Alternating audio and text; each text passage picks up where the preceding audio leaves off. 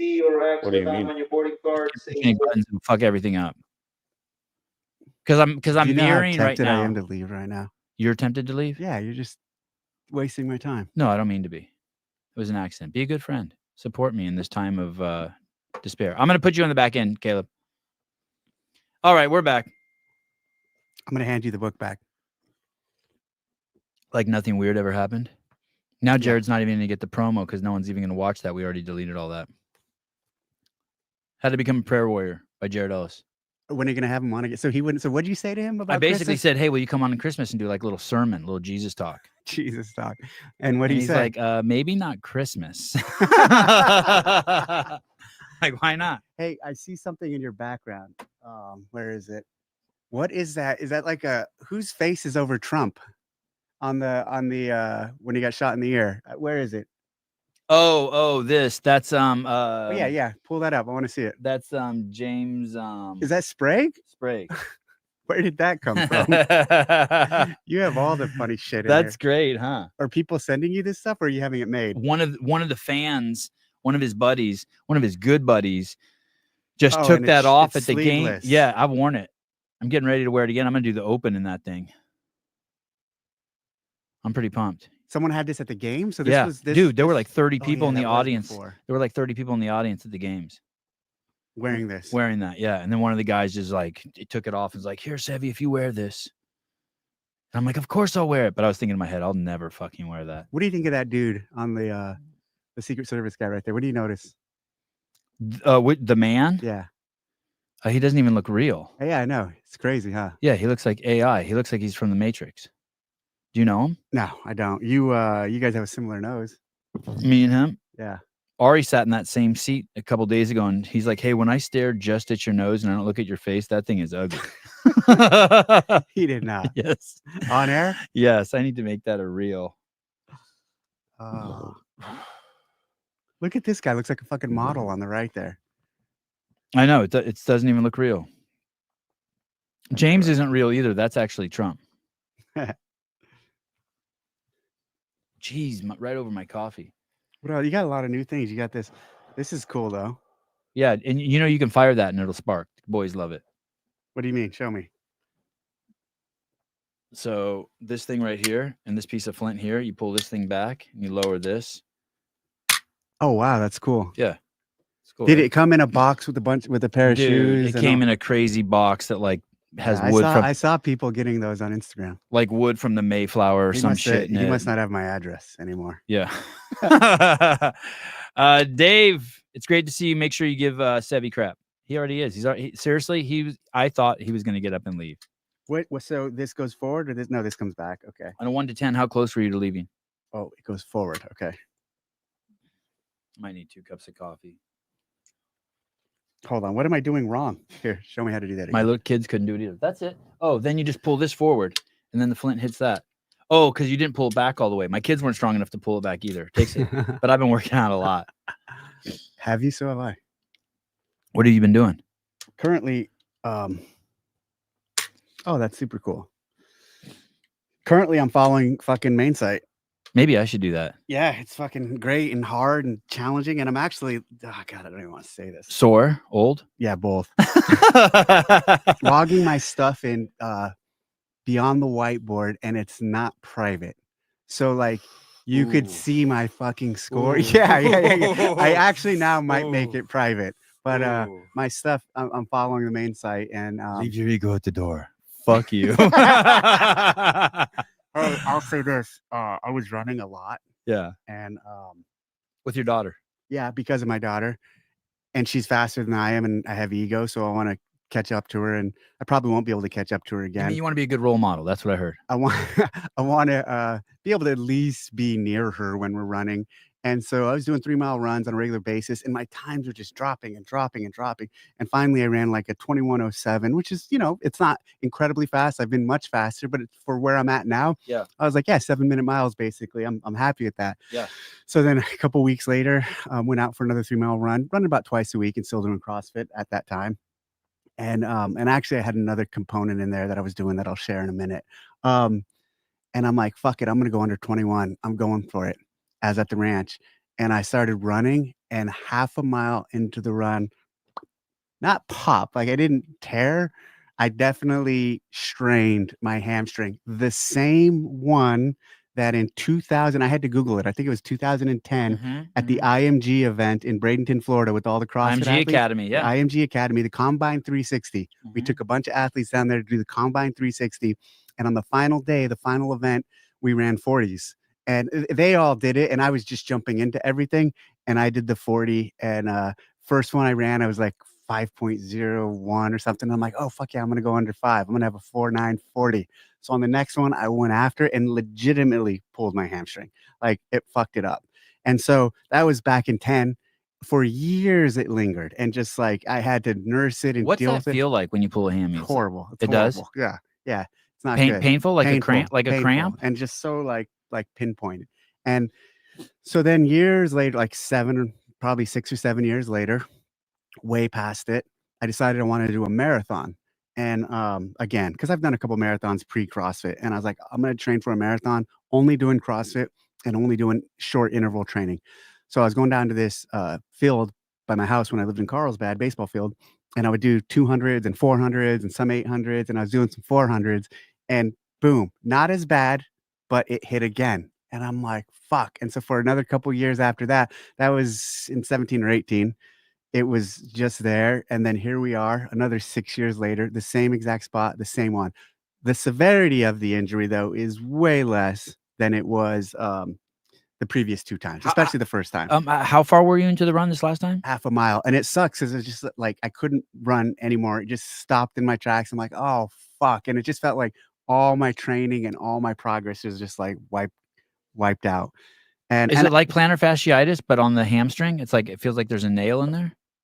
No, it's just like a muscle. Like it hits, and you can't run anymore, and you're basically limping, and it's really just pinpointed in the belly of it. Is it actually an injury, or is it something tightened up? What is it to pull a hammy? This recent one, I don't even think it was pulled. I'd say I aggravated it or maybe strained it, but I definitely didn't pull it. Then there's this guy, Barbell Physio. He's on IG. He's doing some stuff with us. I emailed him and I said, hey, what should I do? And he had a couple good strengthening tips or movements to do that I've been doing a lot of, and they've helped me. So, and I've also had Quan here in Santa Cruz working on it. So, but anyways, also during that time, a couple months ago, Hobart hit me up and he goes, hey, remember when you were, you did the Linda Bias training? I'm like, yeah, I remember. And so basically there's a phase where I decided I was going to do Linda in under 20 minutes, which for me was, as RX, a stout goal. And so I trained just doing Linda-like stuff in intervals and with CrossFit things, and eventually hit that goal. So then when he mentioned that to me a few months ago, I was like, I need something else like that. I'm like, I'm going to try to do Amanda in 10 minutes. That's the snatch muscle up? Yeah. And RX in under 10 minutes. I've never been able to do it. Even snatching 135 is really fucking hard for me. So I started training hardcore for that, and like doing a lot of muscle ups, and it was crazy to realize how far gone my muscle ups are now. I used to be really good at muscle ups, and like, no, not anymore. And then snatching a lot, and like the reality of being able to do that amount of work in that time was very daunting and unrealistic. But then the hamstring thing hit, and so that just derailed everything. And so slowly started easing back into training, put the Amanda Bias training on hold, put the running on hold, and just decided, all right, I need to do something. And I'm capable. Like I can walk around. I can even run now, but I'm not running fast at all because I'm terrified of doing it again. I'm just like easing back into it. So I decided, all right, I'm going to do main site. Would you run a 5K if it popped up on main site? Very slowly. I mean, even the thought of running right now, today's workout was a run workout. It was as many rounds as possible in 30 minutes of run 800, 20 toe to bar and 20 calories on the Echo bike. Toe to bar I had to scale because of the ab injury from Big Sky. You know that one. I changed to knees to elbow, and then, or knees to chest is what main site had written. I don't remember what happened to Big Sky. You got a hernia? I don't know if it's a hernia, but I hurt my ab, and it's been every time I do high rep ab stuff, it locks up. Oh, yeah. I remember that. You had me do a sit-up competition in front of all the affiliates and everyone at the end of the day after I'd been throwing up in the hotel from altitude sickness. Oh, that's right. Mm-hmm. Oh, you have a good memory. So anyway, no, I actually don't. So anyways, yeah. So today I ran 3 800s in a workout very slowly. And like I ran at my house, so downhill and uphill, and just like taking it easy. I snatched 125 today. That's good. Yeah. Congrats. I haven't snatched in forever. John Young sent me a video of a 58-year-old guy doing his training program who snatched 125. I mean, I rode 2-minute intervals for 8 minutes to warm up. And then I started with the women's bar 35 and then just kept that and then did overhead squats like sets of one. It took me like 30 minutes to get to it. And then I tried 135 and it was like deadlifting 500 pounds. The difference between 125 and 135. But you're flexible. You got good position. I'm flexible. And what's crazy is I took a video of it, and when I did it, I'm like, fuck, I'm so fast. And I look at the video, and it's like through peanut butter, dude. It's like a power into a squat, right? No, I can actually, with 125, I can pull under it. Okay. I think. Maybe I'm lying to myself. I'll show you the video afterwards. I would show you now, but I'm afraid I'm going to screw something up. Yeah, don't do it. Yeah. Hey, it's been a minute. How long has it been since you've been here? What do you come on, about twice a year? Last year, maybe twice a year. I wouldn't say on a regular basis come on twice a year. Or, I mean, how long have you been in here? How long have you been doing this? 4 or 5 years now. No, you have not. Caleb, how long have I been doing it? Yeah. Caleb's like, Okay. It's crazy, right? Yeah, about probably twice last year. Yeah. Dave Castro, Cougar. Oh, Dave Castro's Cougar. Oh, look at that. Oh, that's they comment on my Instagram. That's like $4.99. You owe me $2.50. Castro, Mike Castro. I don't know who Dave Castro's Cougar is, but he always comments on my. Interestingly, I'll say this: the Cougar has not been around in the last few weeks. And you didn't shoot it? I didn't shoot it. No, that's like a big no-no in California. No shooting the Cougar. Yeah, they've been protected, I think, for like 15 or 20 years here. Sorry, stop listening to you. Are you because I'm fired up. I'm ready to go for the hard talk. Ready? Let's do the WOD. You do the WOD. Not like right now, but you start following main site. Oh, okay, I will. Oh. Okay. I don't even know how. Can you just go to main site and it's there right on the cover? Well, here's the best way to get it now. I don't even know. If you go to CrossFit.com, CrossFit.com. But check this out. Well, you can like if you're using Beyond the Whiteboard. Like, hold on. You can use the Games app. Go to the Games app. Do you have the Games app? I don't know. Click on the Games app, and then click on Workout. Should say WOD. I do have the Games app. Okay, click on Workout. It's downloading now. That's how long it's been since I've opened it. Okay, CrossFit Games. Okay. Click on Workout. It says log in or create account. Oh, shit. I'm fucked. I hope it can just do it automatically. Oh, I can't do it. I have to log in and all that. There's a lot of comments on here, actually. Jeez. Comments where? On the WOD? Yeah. Well, I mean, 40. Oh, Caleb, did you pull it up? Is it on main site? It is on main site? Okay. Yeah, so main site is one place you can find it, obviously. And then on this app, and then email of the day. We email the workout of the day. Okay. And then the other place you can find it, where sometimes I use too, is Beyond the Whiteboard. So if you have a subscription to Beyond the Whiteboard, you can have tracks that you essentially follow. And I follow. Oh, who's programming now? This is good. Yeah, that's good, huh? Yeah. The CAP team, Spencer, Sarah. Oh, yeah, look at all that detail. I don't need it. Hold on, scroll up. I'm an expert CrossFitter. Scroll down. Scroll down. Look at the comments. You should get in there and start commenting. 69 comments. 69 comments there, 40 here. Start putting my times in there? Yeah. Hey, do you know where you're going to be for the Open those 3 weeks? Or no? Do I know personally, or do we know where the Open's? Do you know where you personally will be? Not yet. I would like to do the Open at the ranch this year and have you judge me. I mean, normally I'm back on the weekends. Okay. We'll see. I'll do something for you. What? I don't know. Weed whack the back 40 or something. No, you won't. No, you won't. Max from Germany came out. Did you hear that story? No. He works on team during the games, and he came out to visit, a couple weeks ago, and Oh no. he was like, "Hey, I'll do work around here, like, because I had to travel. I had to go on a quick trip somewhere." And I told him, like, "Hey, I'm not going to be around for the whole week." He's like, "That's fine." And I'm like, "So what are you gonna do?" He's like, "I will do some work. Put me to work." And I'm like, "Really?" And he's like, "Yeah." I'm like, Don't tell me that." And he's like, "No, yes, I want to work." And so I was like, "All right, see that wood pile?" And he Yeah. goes, "Yes." I go, "Split it all." And so he spent hours it was firewood, and I had a machine, a splitter, Yeah. and he split it all, and he, like, serviced the machine and cleaned the machine up, and Wow. he did, like, a really good job. Yeah. Wow.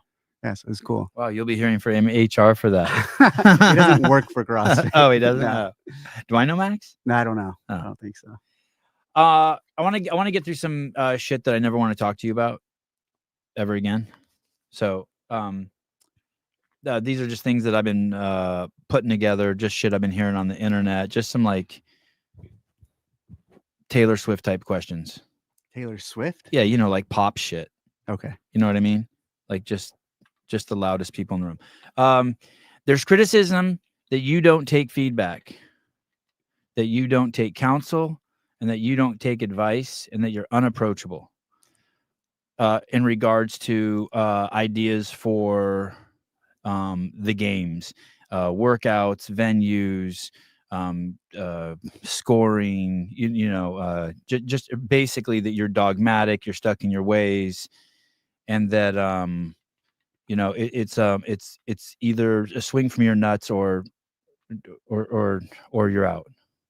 What's your experience with me, Ben? I mean, I defend you all the No, time. but I I'm just like saying to that question, you're probably one of the closest people to me, right. and you've worked with me for over decades. What's your experience? What's I've your experience with me on that topic? I know that Boz isn't afraid of you. I know Chuck's not afraid of you. I know Todd Widman's not afraid of you. I know Heather's not afraid of you. I know Curtis Bowler's not afraid of you. I know Doc Ray's not afraid of you. I know Bill Henniger's not afraid of you. I mean, I've seen you go. I have footage of you for sure. I can remember you. I have a half dozen times where you and Adrian have just gone at it in front of me. Definitely you and Chuck, and I've seen Chuck and Todd fucking just lay into you at the games. And even when you're fighting with them, like it's cordial. Like you stand there, you don't get emotional. They go off, then you go off a little, then they go off, and I'm kind of blown away by it. It's like really intense communications at times. I mean, 99% of it is like formal around a desk, people going through shit, you laying out the ideas. It couldn't be further from the truth, but I'm also not going to defend it. I also don't care. Like, say what you will. If that's what you believe, go ahead and believe it. It's not my job or my goal to change your mind on that topic. The people saying that are probably the furthest away from me and probably hardly even know me or Right. have very little interaction with me. So I'm not worried about it. I don't I'm not going to sit here and give examples and defend myself and say, I'm so collaborative and I listen to, and everyone has a voice and like, fuck that. Okay. And then let me piggyback on top of that. There's also this thing that just comes up it's just a fucking recording that you athletes can't speak up because they will be punished, and that there'll be some retribution from CrossFit. I mean, it is like it's like somewhere What's on. that even look like? I What's that even look you like? win the games 5 times. I mean, the athletes like are a continual rotating cast of characters, meaning like Okay, you don't get to do an open announcement. You get blackballed. Okay, I'll give you an example. This is in their mind. I'm not saying that I've ever seen this happen, but there's 3 open events, and you're fighting with Colt Merton posts something that like workouts at the games last year were shitty, and like, okay, he's not going to be invited to do the open on the web this year with us.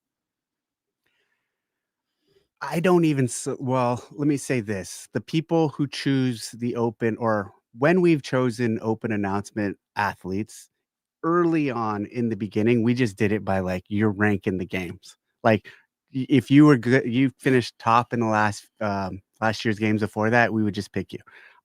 In recent years, it's definitely gone away from that and we pick different characters, but our team will collect a list. They'll share it around. I'll look at it. Other people will look at it. We'll discuss it. And then we just pick people. And it's not like there's anyone, and let's say this retribution.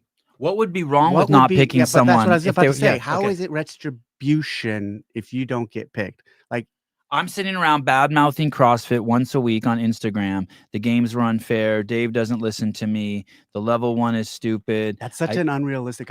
That's an unrealistic example, even because I mean, like,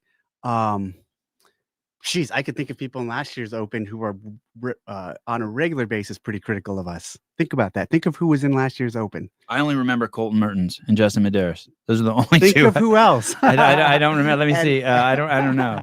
Let me see if someone will tell me in the chat. And they've there's people who have been pretty vocal against us who've been in recent Opens. So, like, whatever. But let me say this.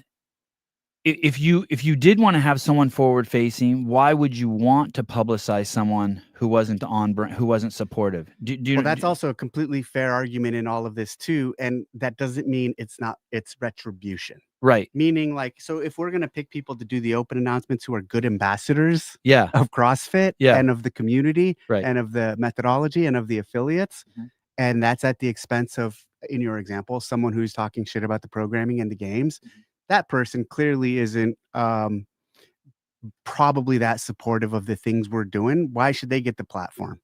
Right. You know, and how is Right, that right. retribution? How is that just not, there's better choices, you know, and there's people who align with the call it the affiliate way, the affiliate ethos, the community. The retribution thing is weird because here's what I see as retribution. Like, you don't get to go to the games, and that's clearly never happened. Brent, Annie, Fee, 2 other people. I don't know their name. Oh, Roy Stunts. Some lady named Dina Swift and another person all signed a letter forward facing, has 500,000 views on Instagram or whatever, all asking for you to be fired from the games that you built. Are they allowed to enter the Open and go to the games? No, they've been blacklisted. They're banned from the competition for the rest of the. They'll not be yeah. allowed. Oh, of course not. Of course they can go to the games. Is that going to be in the rule book? Yes, exactly. Their name specifically. Of course they can enter. Of course they can compete. Of course, if they meet the criteria, they can qualify for the games. Okay. Yeah. Nothing there. When you're judging them online, you won't be like James, as when Patty's video comes through, ding him 50 reps. Do you know if I even attempted that, how quickly that would get out? Right. I mean, there's people on the video judge review team from last year that are not clearly part of our organization, that are part of the judges association. Do you think if I tried doing anything like that, that would not get conveyed? Like, hey, do you think if I told Boz, hey, make sure that guy gets a little harder assessment on his judging, like, he wouldn't do it? No one, like, it's a ridiculous thing to assert. You know what's crazy about that is that same chamber of people who would say that you bust people, also in that group are people who say that Matt Fraser, Rich Froning, Tia, Scott Panchik, Medeiros all do roids, and you guys protect them because you want people to keep repeating. Do you know what I'm saying? Like, there's the exact opposite story out there too, which is insane. Not that you punish them. Yeah, that's true. That's a really good. But that you're protecting them. So now I kind of see your point. Like, how am I supposed to argue with that? Like, whatever side I'm on, there's going to be someone else. No, we're not punishing them. No, we're not. And I don't have any desire or interest to argue with that. I think the people who work closely with me, or the people who work with me at all, know, like, that would be, there's just too many moving parts to make something like that happen. Too many moving pieces. And I'm not that type of person. I would also add this in there. Not only do you guys not have the time to conspire to do something like that, but I've never been around you guys when you guys are talking about those types of rumors. When you guys are around each other, you're fucking working. Do you have a particular person that is your go-to for workouts that you talk to? Is there a Dave Castro unofficial, but like, not outside? I mean, Adrian I work closely with on the stuff, but not like, there's no one else outside of that sphere. Like, you'd send Adrian a text at 9 p.m. when you were just sitting back watching TV, being like, oh shit, I just thought of this workout, maybe send it to him? No, it wouldn't happen like that. No. It would happen more further downstream when it's more solidified. But when this is funny though, like to the point of not being collaborative.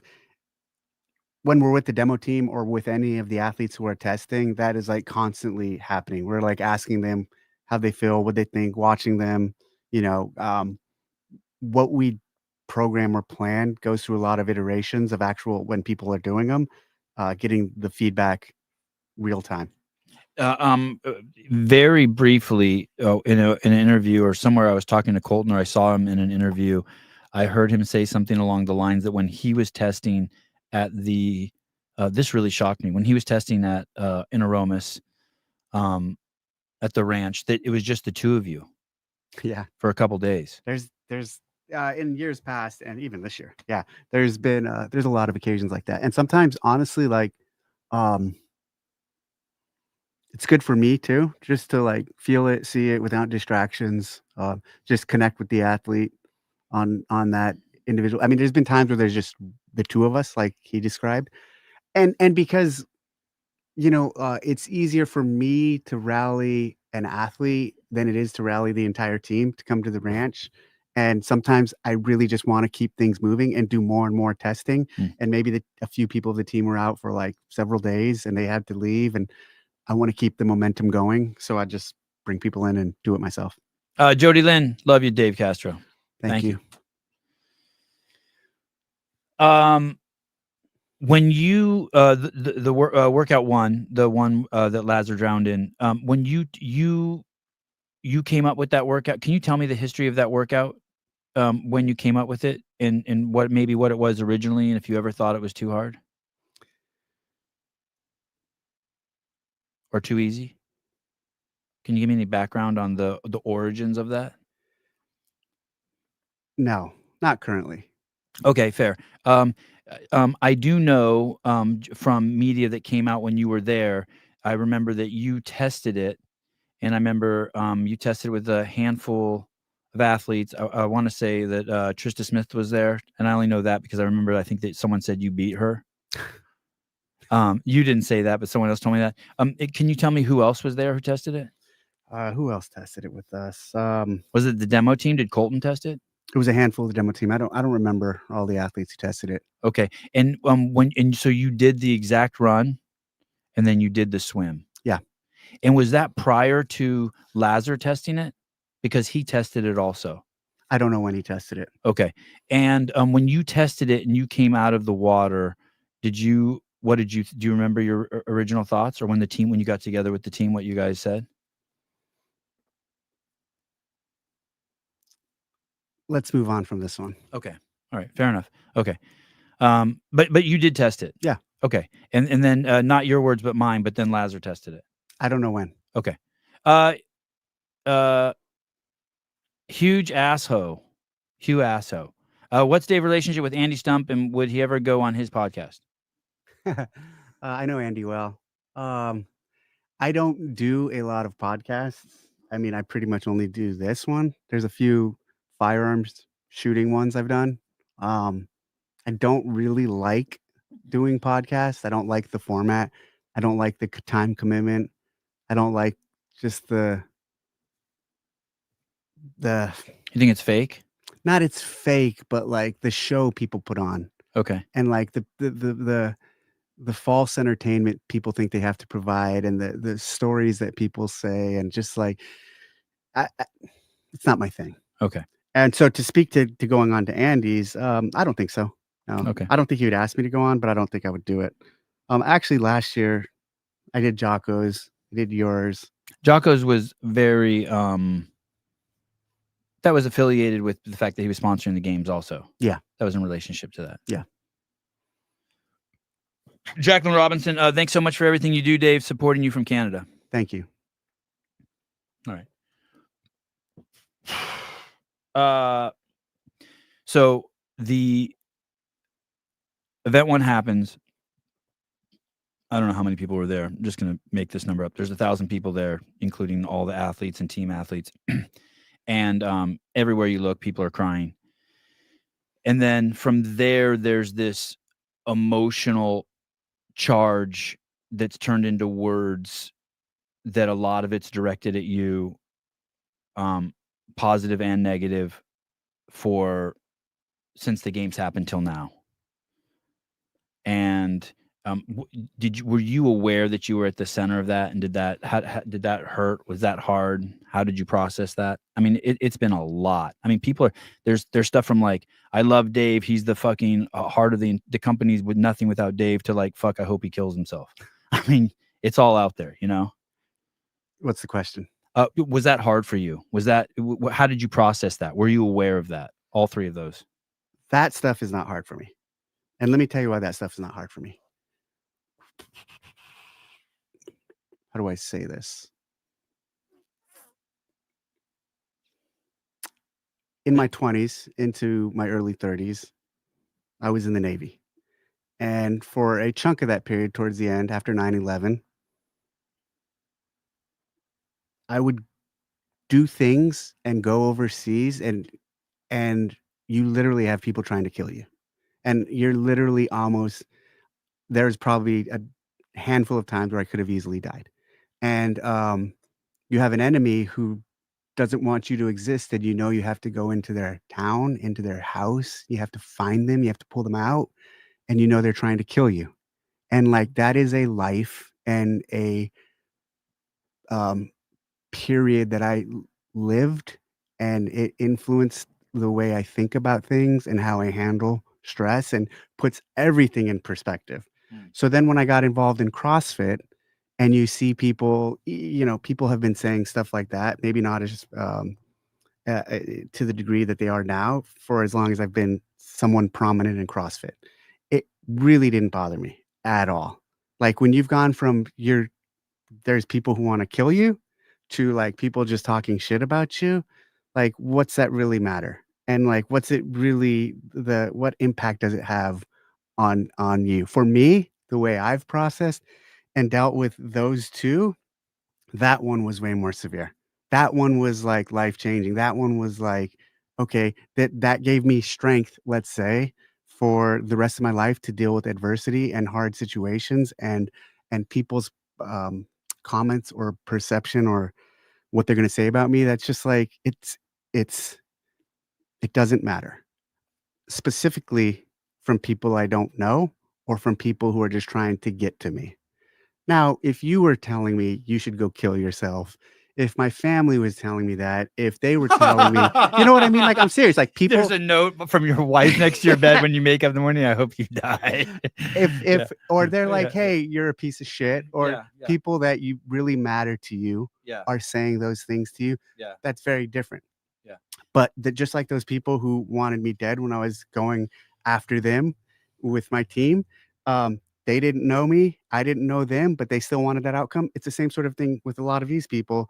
I'd say a majority, I don't know them. There's some I do that say stuff about me. And then there's a lot who have no idea who I am or anything about me. And so, said another way, I guess I can just say this.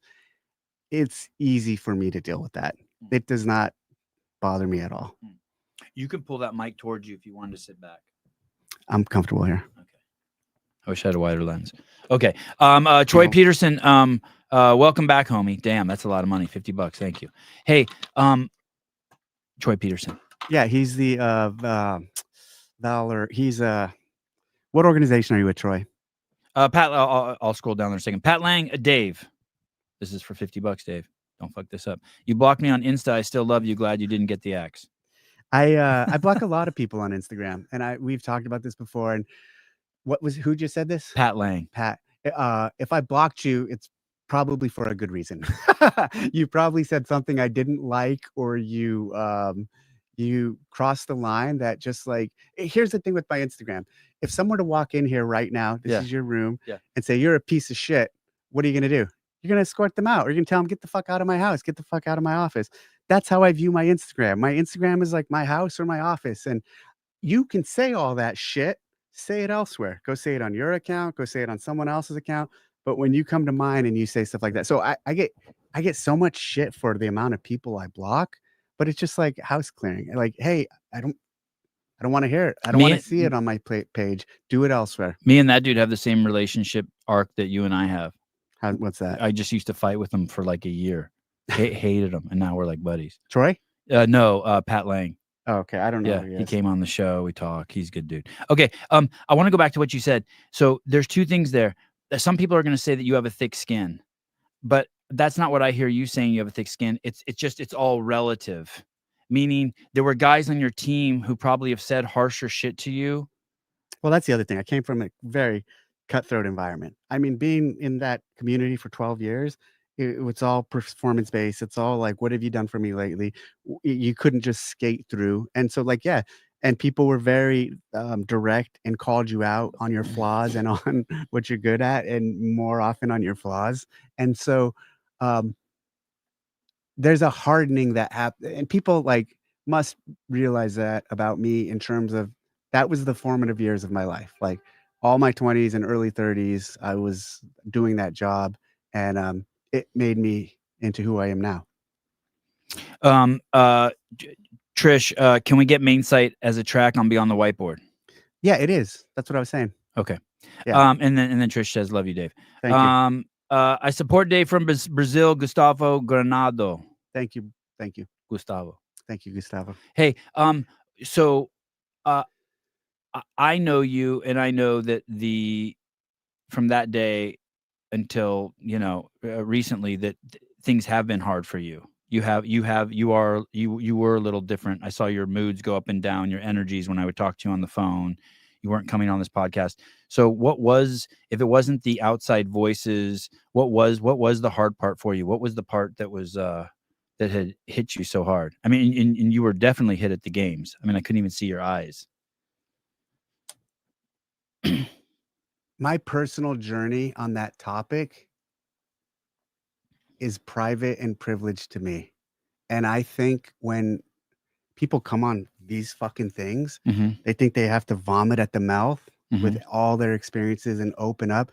That is not me. And I am telling you now, like, that was hard on everyone. That was hard on a lot of people. And of course, it was hard on me. And the journey, the last several months,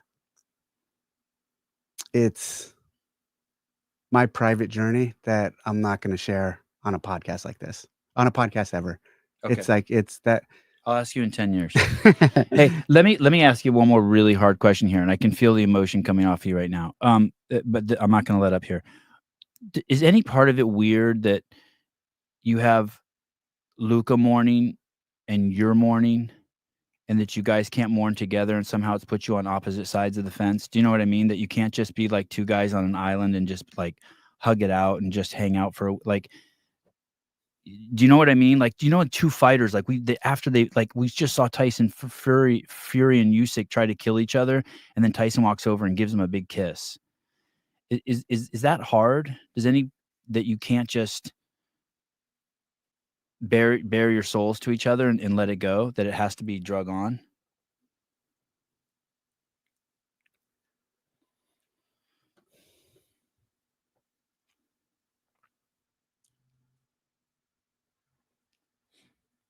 Next question. All right. Dave is gonna leave.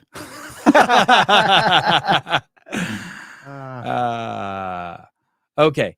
Let me back off a little bit. But still stands to. Do you talk to Luca at all? I have not talked to him. Okay, I made that presupposition. When it happened, now onto some more superficial things. Did you have any concerns about being fired, losing your job? Let's move on. Okay.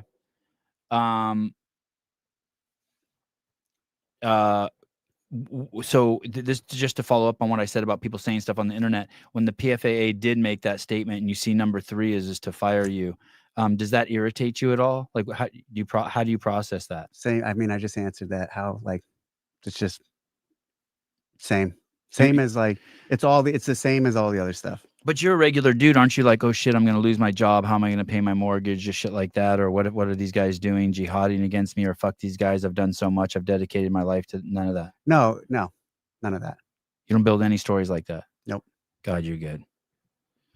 Also, Dave looking hot in the flannel. All right, fine. Who said that? She's 5'10", Blue eyes. Okay. There's no doubt that this thing that is the CrossFit Games, amongst other things, is your baby. It's your Frankenstein. You have brought it up from inception, from a little seed. You've nurtured it. Now you let people are harvesting fruit from it. I know the team has gotten bigger. I've seen how you work. You've given, like, starting back to when you started letting Pat Sherwood program for the Masters. I see Heather Lawrence has a tremendous amount of authority at the games. Chuck, Todd, just all those people. Do you ever feel, and then now the people who there's people around your Frankenstein trying to take it from you? Does that irritate you at all? Like when you see like people trying to take it from you? No, not at all. You're not bothered by that? You're It's like, dude, I fucking made this. What are you doing? You people played have in been my trying to take it from me, from us for over a decade. Yeah. It's again, it's something with it's human nature. It's like when you get to the top of anything or the pinnacle of this, like what we created was the pinnacle, and then you just have people trying to bring you down and bring it down and or replace. And no, it's not a surprise. It's not unexpected. It's just like look at any other community or environment. It's not unique to us either. Look at any other community where there's something who rises as fast as it did this event, and then people wanting to see it done differently or wanting their own view or expression. Or just want it or think they can do better. Yeah, for sure. I mean, I think I can run the NFL better. I mean, you know what I mean? Yeah. Lana, has Dave been visiting affiliates since the games? If yes, what's the love like in person when he does? Yes, I have, and really, supportive and strong, and that's been like uh, those who've just supported me when I've dropped in or even via email, et cetera, reached out and messaged me. That means a lot from the affiliates, their members, and the community. It's helped me. I had spies at the Masters event, and they said that you went there and you were just getting bathed in love, that you got a ton of, and then you also told me, you're like, wow, that really helped me. Yeah, the Masters thing was surprising. I mean, that was a few weeks after. So it was like getting back out and getting out was difficult, necessary, and part of the process. And so that event was it was good to go there. It was good to go to the adaptive. Travel. I've done a number of other trips where I've done drop-ins. I've just been very I have not been posting really on my main account at all about it. Most of that stuff. I haven't even been looking. I had Christina for a while and Jenna. They were kind of reposting stuff there. On the TDC account. Not the TDC. The TDC, I call that like the TD. Well, I guess the Dave Castro, the big one. Yeah. I fucking don't even look at that thing anymore currently. I'll get back to it, but I post on my TDC hunts, and even that took a few months before I started ramping up and doing stuff there. Yeah. What about the weekend reviews? Can we expect those back soon? It's funny because one of the things I've heard from a lot of people is exactly like, hey, I missed the weekend reviews. When are you going to do them again? Had a lot of messages around that. And yeah, I think so. I think I need to. I think it'll be good for me. I think I enjoy it. I think the community, some members of the community appreciate it. And yeah, I think this here was like step one. Pool Boy and Julia, from Julia and myself, all the love, Dave. Thank you. Oh, okay. We'll get to this in a second. Fuck it. Let's just do it now. Sarah Palovic, we're jumping ahead. I need to keep Dave in an emotional state. None of this superficial shit. Some smarty pants. Look at her with their fucking library glasses on. What are you reading lately, Dave? Missing the weekend reviews. Thank you. Currently, I'm reading. That's who it is, by the way. You can see all the shit up there. Look at my fucking pants. Jesus. I know. That's what I'm saying. It looks like you just came in. I did come from just weed whacking. Yeah, I was weed whacking, and I did some tree trimming. The Iliad by Emily Wilson. It's a new edition. Emily Wilson also recently, I read last year, her Odyssey, And it's a translation that is much more user friendly than like Bagels or some of the other translations. So highly recommend. I highly recommend the Iliad and the Odyssey in general. Um, Specifically, Emily Wilson, this author, her translations, because her translations, yep, there it is, are very user friendly, and so definitely it's a clear and brisk. It's iambic pentameter, a zone of enchantment of books. Couldn't have said it better.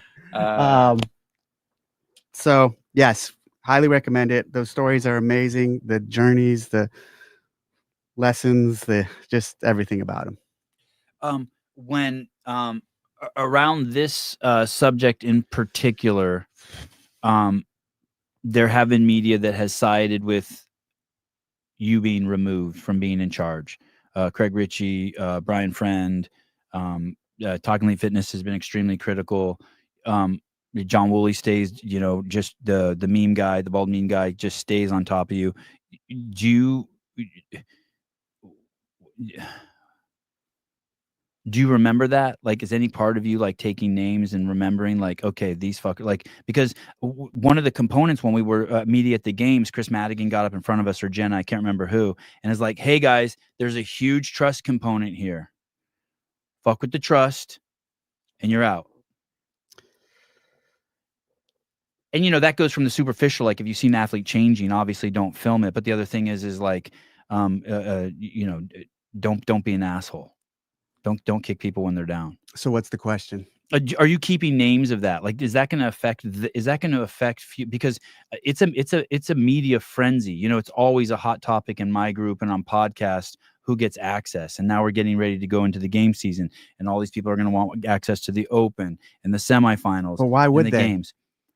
No, here's why I say that. If they think I shouldn't be running it and I should be removed, why would they associate with it if I am still running it and I'm not removed? I think to get views for their channel, to make money, to take from the ecosystem. I think the high road for any of those people is to just detach from it. Hey, I wanted him removed. I don't want to be associated with. They should not want to be associated with something that I'm still involved with. And so I question why, if you feel that way about me and something I oversee and run, why you'd want to have access to it or be close to it. Right. And I'm not saying that I've never been critical. I'm not even talking about critical, but I'm talking about specifically the point you made was like having me removed and taking not wanting this to be running or involved in it. And so it's like, if you're going to take that stance through the fucking goal line. Stay away from it. If I'm still here, like, don't associate with it. I don't expect any of them to do that, right? No, because they need the views. They need the views. But if I were to start talking shit about any other sport and its leader and like they should be ousted, then I would probably stop associating with. But I also, I would never do that publicly, or I would never do that like on a podcast, or when have I ever done anything like that towards an individual or an organization. And so it's just different. It's just different mindsets and different mentalities towards and it's their shtick. They're gonna run with it. Their prerogative. Yeah. And I don't care. And I don't even care that they say that. Like, good on you. Keep saying it. Say it more. Say whatever the fuck you want about me. It does not matter to me, at least. There's other people it matters to. There's other people I think it even influences. And so, like, hey, whatever. You think to some degree I should care just because the amount it influences others, but I don't.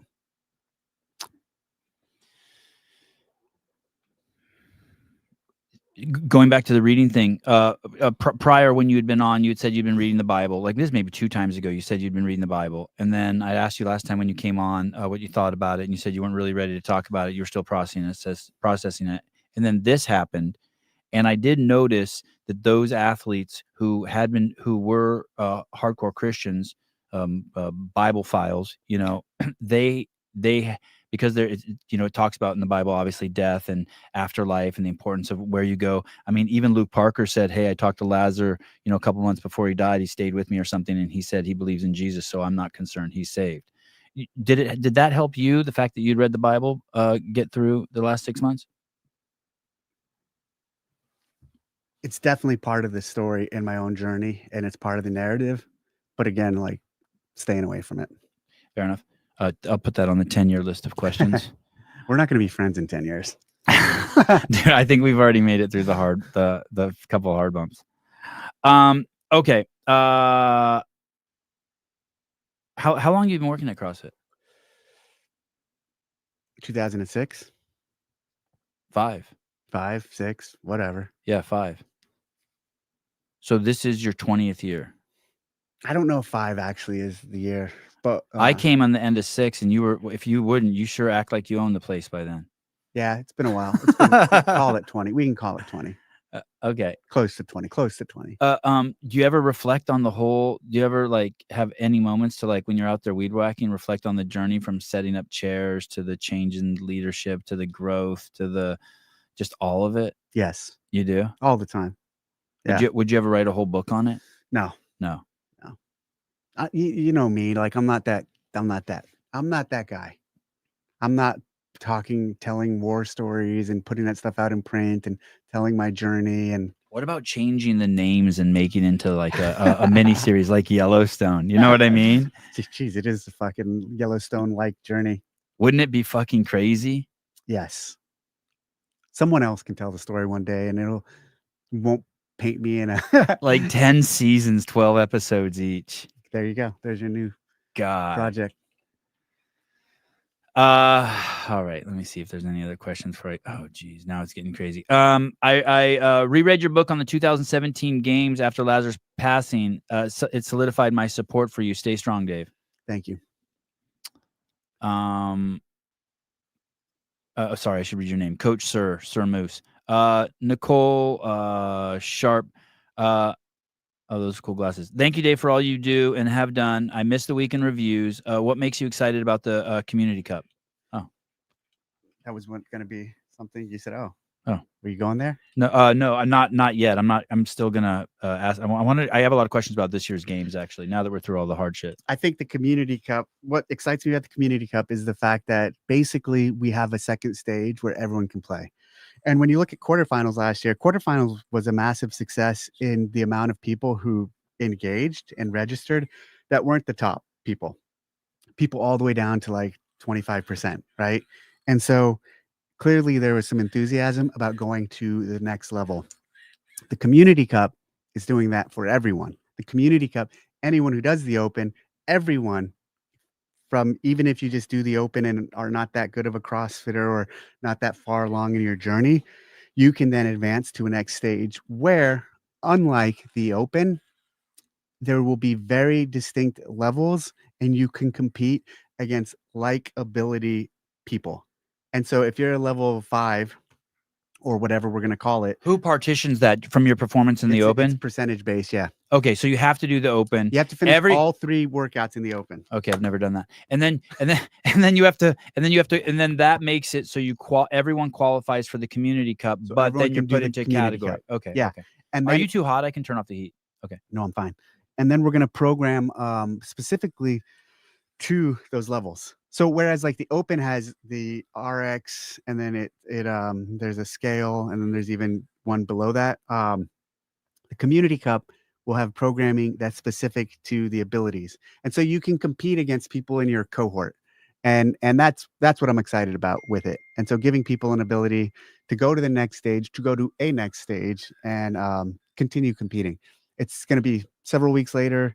It's going to be a number of workouts over a week. So and it's a different format. So basically you have, with the Open, you have one workout in several days.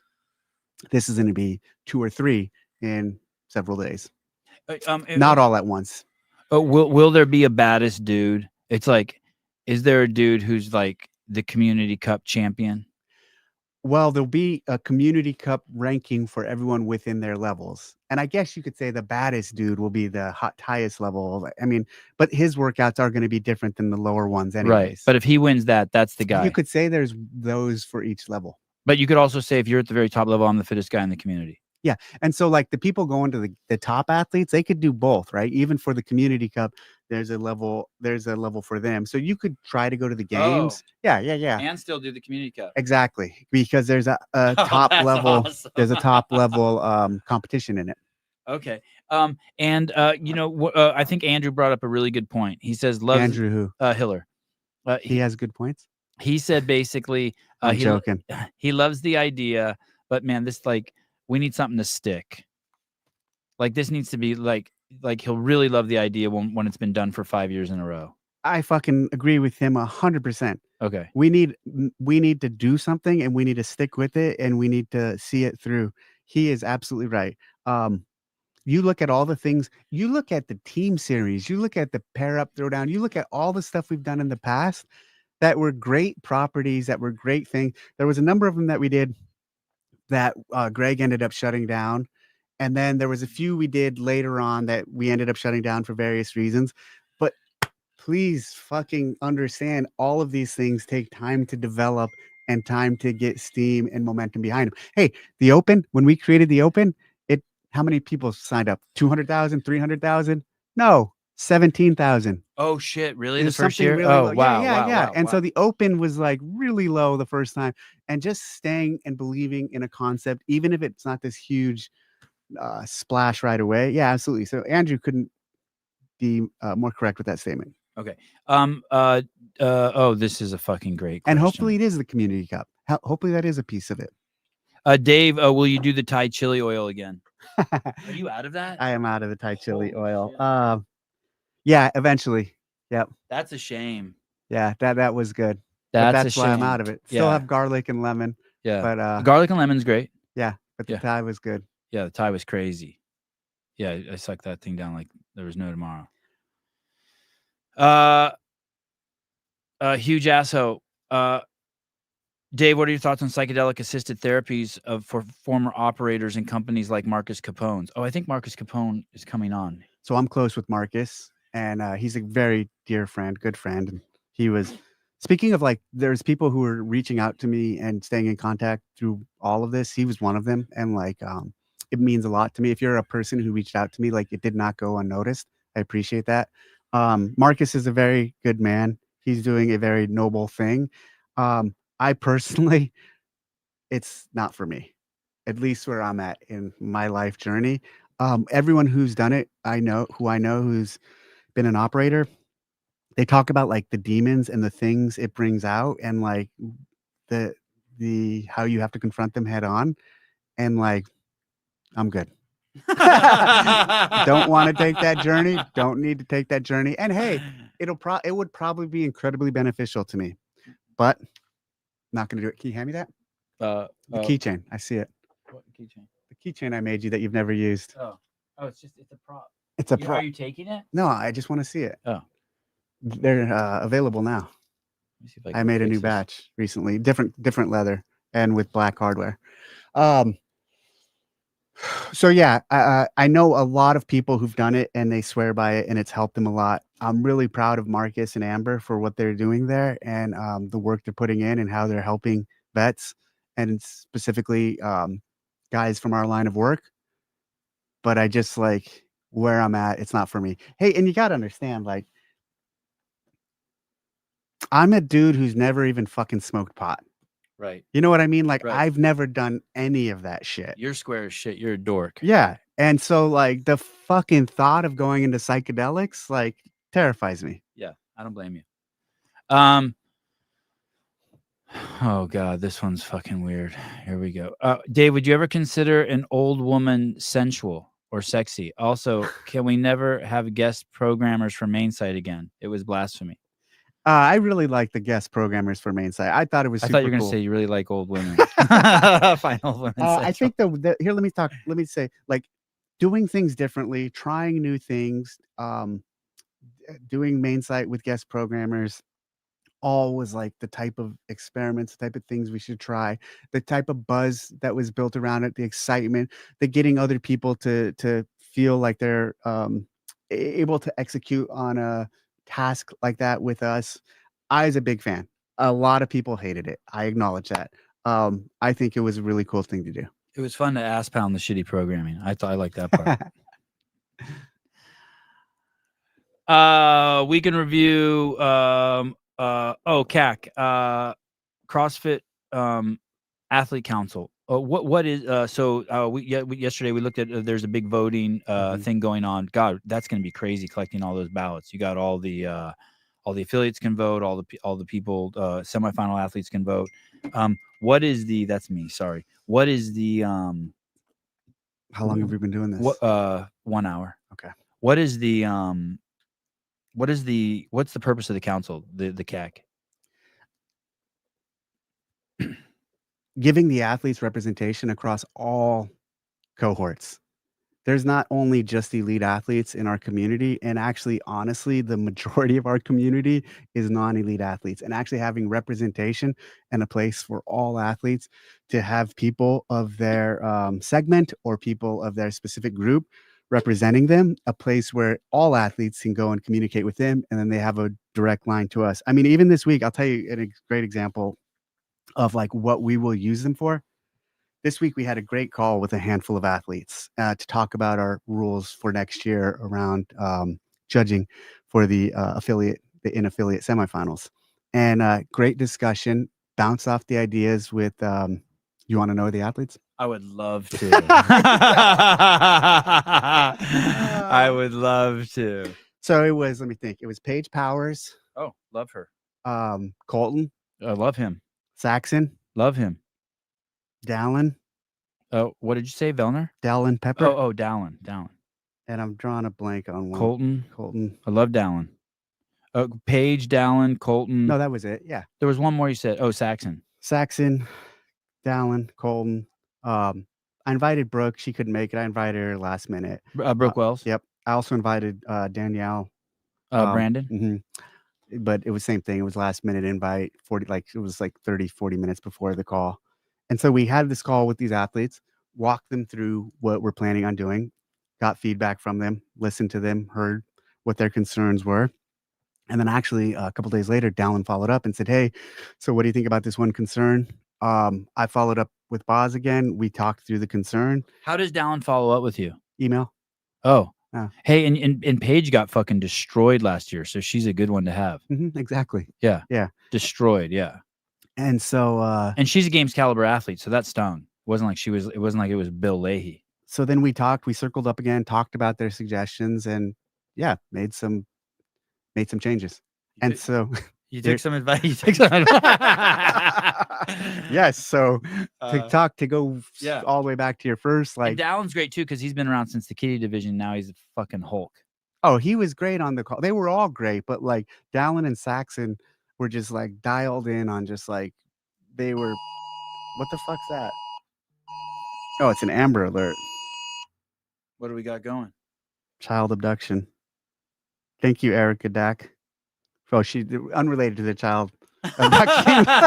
She placed an order. Oh, dang! Already, wow! Look at that. Hold on. TDC Mercantile, TDCmercantile.com. So that was earlier this week, and so like that was with just a group of athletes, but that's the type of thing we will 100% leverage the CrossFit Athlete Council for. I personally, when I think of the CrossFit Athlete Council, I think of it as just bullshit. Like not as much bullshit as I think of the PFAA. I mean, they're just proven bullshit to me. But like I do think of it's just like the DEI councils. I just think it's like a barrier to protect you. So if there is criticism, you can be like, well, we did talk to these guys. You know what I mean? I don't think it's bullshit, because I do think for a large number of any of these athletes, the best or mid-level or any group, some of them feel intimidated to come to us with something. Yeah. Right or wrong. Right or wrong. Right. And so like if they feel like they have a layer or a group of people that they can go talk to that they know will bring to us that, no, I don't think it's bullshit at all. And actually years ago we had similar things. The big difference is Yeah, but they feel comfortable going to them. But are those people going to get access to you? So like yeah, I of course. totally. But let me just say this: Okay. the ones we had before, the big difference between the councils we had before and the ones we have now, we picked people and put them in those previous councils. This one, we're not picking the people; they're getting voted in. So that's one big difference. And then, but anyway, so even those back then, we utilized in the same function. We'd have regular calls with them, bounce ideas off, share concepts, and what do you guys think of this? And the thing is, it again, like, hey, the elite side of our sport and the elite side of what we run is like 1/4 of it. Not 1/4, that's unfair. Is one vertical of it because there's also we have the age groupers, we have the teams, we have the adaptives, we have a lot of different things, and we have just the everyman in the open. So Will you tell them the limits of what you want to hear from them? By that I mean there's people on Amazon who in the review will be like, the package came damaged to me. And like, I think all those people should be put in a spaceship and shot to Pluto. Like, I'm not coming to the review to find out if your package came damaged to you. I don't give a fuck. I'm trying to figure out if it's a good can opener or not. Do you know what I mean? I don't want to see a 1 star because the squirt gun came a day late. I don't care. I want to know if it shoots the actual 20 feet. And so what if you get people like, are you going to give them a scope? Like, hey dude, we don't give a fuck about the colors you want to be dressed in. We don't care if you want. yeah, think how well that's going to go over. Well, No, you're of course just not. no. Nah. I just feel like if you don't keep them in their lane, like, hey, what we care about from you are safety concerns. We don't give a fuck if you want more events. No, We're so not concerned. this is not just about safety. This is about like everything related to the competition. all It's right. not just safety related. So that's one piece of it, but it's going to be a very useful and valuable tool for us and for the community and for the athletes. I think I very 100% think it'll be a value add. I'm a Joe Blow athlete. Hi, Dave. I've been elected to the council. I'm a Pisces, and I don't think the game should be in August because my Pisces sign crosses with Sagittarius in that month, and that I'm more likely to get injured because I have inflammation when Sagittarius is in Pisces. Thank you for sharing that with us, but we're not going to be able to move the dates of the games because of that concern. Because it's like that out there. I know, but I know it's been a while since you've been on that's Instagram, but when you super go out extreme. there, That's super okay. extreme. We're gonna have a handful of people on this, Okay. and you know what? Those athletes who are on the council, I hope or imagine will sift the other things that come up that are like that before they get it to us. Okay, fair. Hey, okay, cool. All right, I like that. But man, you wait till you get back. I know you've had a 6-month hiatus or whatever from Instagram, but wait till you get back on. It is a You need to know this about me though. Even when I'm on, I am really good at not like diving in. right. You know what I mean? Like Right. as soon as I see comments on If it's mine, not a pig being shot, you don't give a shit. as soon as a comment on mine is going south and I see that, I'll block the fucker Yeah. and then I'll stay off of it. Okay. As soon as the comment's going, what was it? South. Like South. Yeah. All right. Weekend review. Where will the games be held? I've heard it's going to be in Albany, New York. There's a number of locations, to include Albany, that we've looked at, and when we're ready to tell the world where and when, you'll be the first to know. I will be. You'll be the first to know. You didn't even flinch at all. Can you tell me other locations? Well, no, because the fact that one leaked, the fact that the others have not leaked, I'm gonna keep that privileged. Right. If I would have come at you differently, so what are some ideas? Could I have gotten that? No. Oh, okay. Dave, will you be sending Hiller his medal for winning the 2021 online games? What was that? That was from Pup. There was some event. I know it was the virtual games. Yes. Yeah. Yeah. Did you know he won that? I didn't know he won that. That's funny. I'll send him some olive oil. He's like legitimately the first person to buy my olive oil.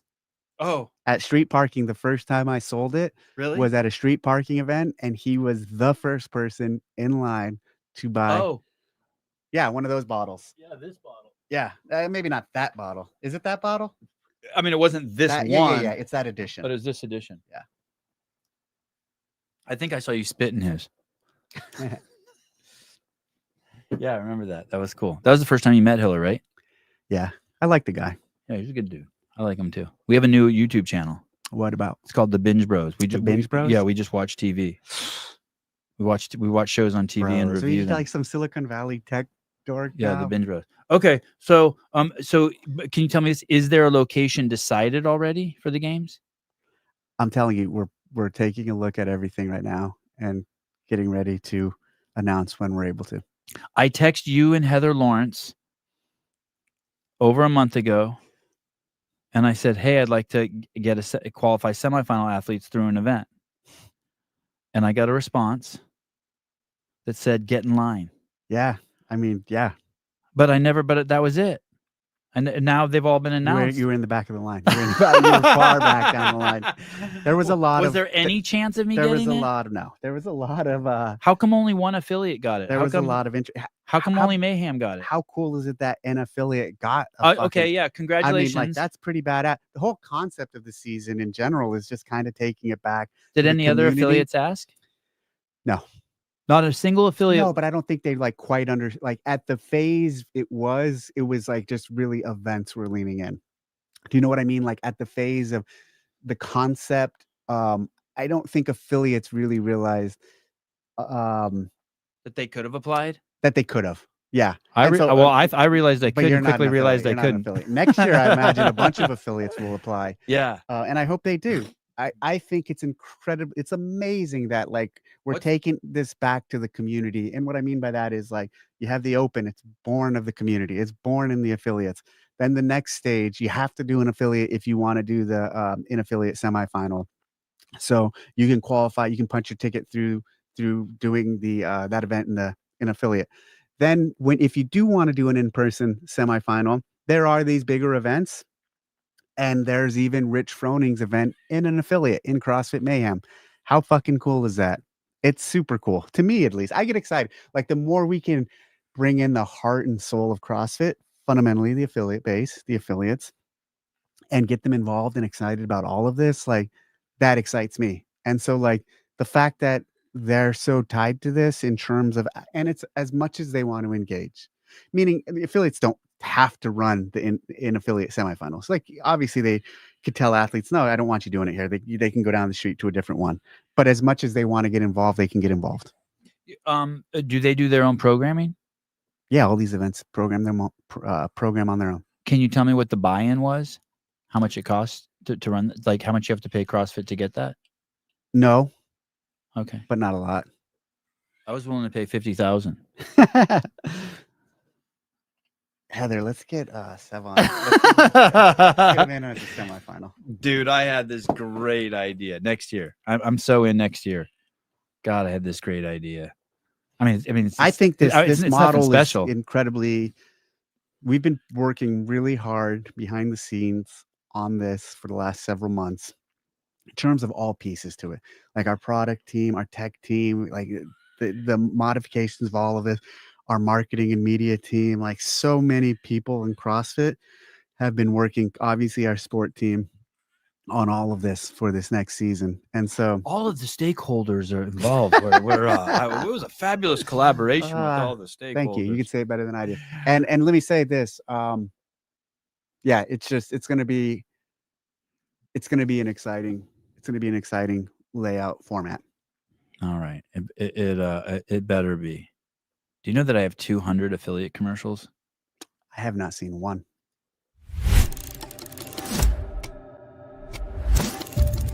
My experience was, you build one in Portland and I'll start.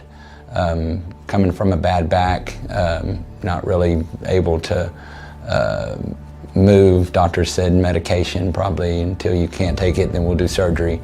So that was kind of what motivated me to get into it.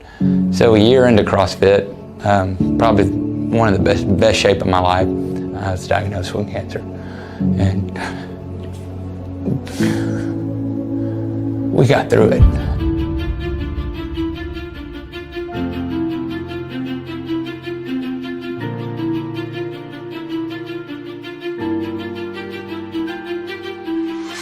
You push through these things that I always joked. I was like, okay, here we go. 35 rounds of radiation, 3 rounds of chemo. I said, here we go, 3, 2, 1, go. It's like a workout. Let's get through it, you know? There's no doubt. I've been in oncology, radiation oncology for over 30 years. with what he was up against, there's no doubt in my mind if it wouldn't have been for CrossFit and the way he was, we built him up and how strong he was, he wouldn't be here today.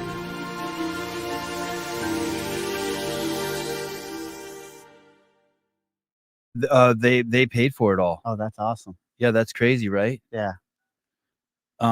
They put up like $10,000 or $12,000. Wow. Maybe a little more that I pocketed. And I thought you were going to give me a water. I am. I'm calling the waitress. Okay. Yeah, and we did a video contest. It's cool. That is cool. Yeah, it's a beautiful video, right? Congrats. Yeah, thanks. There's so many. I mean, don't tell anyone. But the choosing the winner was kind of choosing the winner was kind of bullshit. I mean, because who are you calling? Hey. Hi, can you bring Mr. Castro sparkling water? We don't have cans of sparkling water. I have a bottle, like a big bottle. Can you I can pour it into some. I'll pour it in a cup. I'll just take some. Would you like ice? Flat Or a water. Fit Aid? No. I'll take some flat water. Would you like some ice? No, thank you. No, just some flat water in a clean glass, please. Clean glass? Okay. That'd be fine. I was going to give him a dirty glass. I'll take a refresh on my coffee. Okay. Thank you. All right. Was that like, dude, does everyone hear her? Yeah. Oh, man. It's good shit, right? Yeah, that's funny. Okay. Yeah, it's like a real operation here, except for that one little hiccup we had in the beginning where you almost left. What is your max bench right now? Do you think you could beat me in benching right now? Yes. Okay. Can you put up 200? Yes. Okay. Where were the games? Let's go back to the semifinals real quick. Okay, so the locations have been chosen, and the boys were. I don't even know if I'm going to be able to explain this, but the boys were bringing up the fact that the semifinals have a schedule. Yeah. There's an open, and then you can go to these semifinals to qualify for the games, these 7 or 8 locations around the planet, or you can go through this online qualifier, which you were saying you met with Dallin and the gang and Paige Powers and the gang about. But they were saying that the semifinals event that happens inside of affiliates, that happens after 2 of the live events have already occurred, and the 3rd event will have occurred before the video reviews are in. So what if you qualify through a semifinal, one of these 7 sanctional events, and inside an affiliate? How does that happen? What happens to that person? Do you take the 3rd place at the event, or do you take? Here we go. Okay. So, Was I able to explain that well? It's yeah, a fucking yeah, cluster. it is a in my cluster. head. Okay. Here's what happens. If you go to Mayhem, for example, Yeah, and you qualify for Mayhem, yeah, and then you do the in-affiliate semifinal, yeah, basically our online one, yeah, and you qualify there. yeah. That's after this, we take the next person down there. We don't mess with these results. We take the next person down there. So you qualify for this one. Here, it goes down. Because it was the last one? Yes. And here's where that plays in. Flip-flop it. Now we have the in-affiliate event here, and then we have an in-person. You qualify here at the in-affiliate semifinal. Then you go to an in-person semifinal. Same thing. We take the next one down there. So it's always the last one. Okay. Let me ask you the really fucking hard question. I thought you said you were going to ask you already asked all those. Well, this is hard too. What is that? A knife. Let me see. Ooh, you shouldn't have. That's not legal. What are you doing? I have little things I play with back here. I'm gonna cut myself. Yeah. Don't put your hand in front of it. You can't stop that blade. So there's that's cool. I'll give you one guess. I bet you this isn't even California legal. No, I'll give you one guess who bought that for me. Great. You didn't buy me one. What are we gonna see? When are we seeing him? We were having breakfast on the 27th. Yeah, the 26th or the 27th. One of those days. He's flying here 26th, right? Yeah. Okay. Well, we should do dinner and breakfast. We should do dinner on the 26th and breakfast on the 27th. Anything that's free. We should try to go somewhere new. How about that? How about you suggest to Greg? Can we go somewhere? How about new? no? I'm like him. I like the rituals. You know, that really disappointed me when I saw that there was Topo Chico in a plastic bottle. The first time I ever saw that was at your house at the ranch. Yeah, why? Just because I think of it as a classier glass bottle drink. I don't think that's how you're supposed to hand that to me. Okay, so 16 people are going to qualify through semifinals, and then 14 through affiliates. But those affiliates have to be approved by videos. So Yeah, no. So it's modified. We haven't put all the details out yet. This is the kind of concept we were talking. It's not going to look like last year. Let's just say that. because you're basically, thanks, babe. Oh, thanks a lot. You're basically setting yourself up for failure. You're the best, babe. Thank you. Okay, I won't bother you again. You're basically setting yourself up for failure, because think about it. If you take the top 1%, and so that's 2,000 people, and let's say there's going to be a bottleneck at the top, right? Because there's only 14 people getting in, and so it's going to be this online judging again, these video reviews that end up deciding. You know what I mean? I feel like you guys are setting yourself up for failure. Like there's no way around it. People are going to get penalized and shit. Like there's just no way around it. It's going to be a different method. It's not going to be like quarterfinals was last year. It's a different procedure. It's a different process. And I don't think it'll have those same issues that you're describing. It won't have the same issues that we had last year. Should not. Let's just say this. It should not.